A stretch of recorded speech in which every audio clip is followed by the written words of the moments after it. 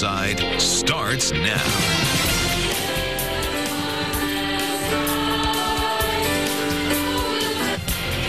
Thousands of people come together in Chardon to remember the 3 students killed in Monday's high school shooting. The entire community is trying to come to terms with the horrible circumstances that led to the deaths.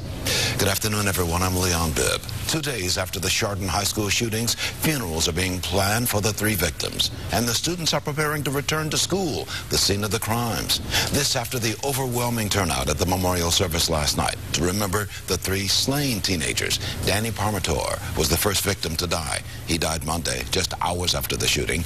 We'll give you his funeral arrangements in just a moment.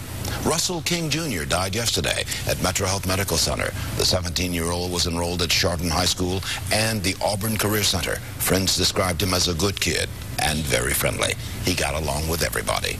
And just about 24 hours ago, the death of Demetrius Hewlin was announced. His family says his organs will help others live in the future. News Channel 5's Paul Kiska is live today in Chardon with a look at how that community is beginning to heal. Paul? Well, Leon, perhaps that process starts with going back to work day as teachers made their way back into Chardon High School this morning, and doing just that had to take a certain amount of strength and courage on their part, walking back through the doors that they ran out of here on Monday morning. And this is what we saw out here this morning. There was a lot of hugging going on, a lot of words of support being exchanged as teachers and staff walked back inside Chardon High School for the first time since Monday morning, and they were not alone this morning. What a nice touch this was by the Griffiths family.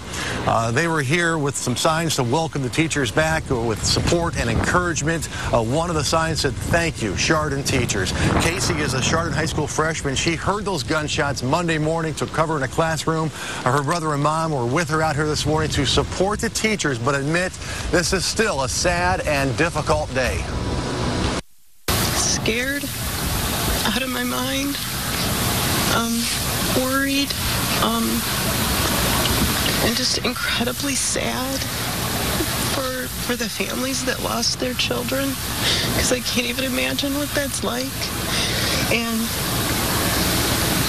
just sad for kids who have to go through this. I mean, adults shouldn't have to go through this, let alone kids.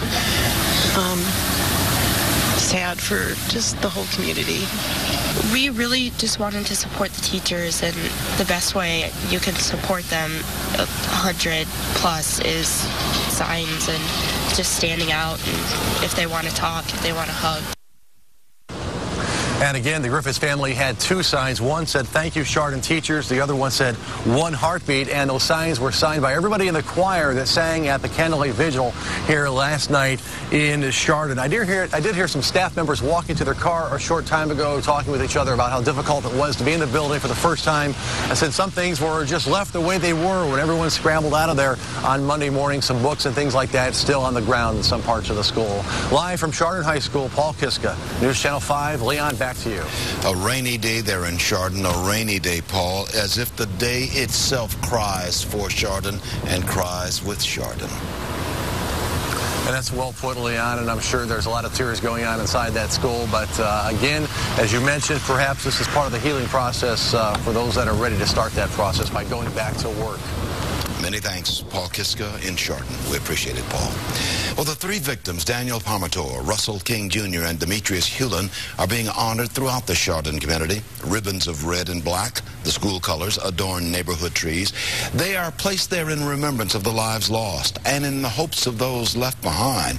And we have now learned that Daniel Parmator will be the first student laid to rest Friday. People can pay respects from noon until 8 p.m. at Montreal Funeral Home and Curtis Boulevard in Eastlake. The funeral will be Saturday morning at St. Mary's of Chardon. His body will be buried at All Souls Cemetery. We have complete coverage of the Chardon shooting on Newsnet5.com. You can go there to hear the frantic 911 calls that were made as the shootings occurred. You can also hear from a student who was inside the cafeteria when the shootings occurred. And you can learn more about a memorial fund that's being set up for the victims.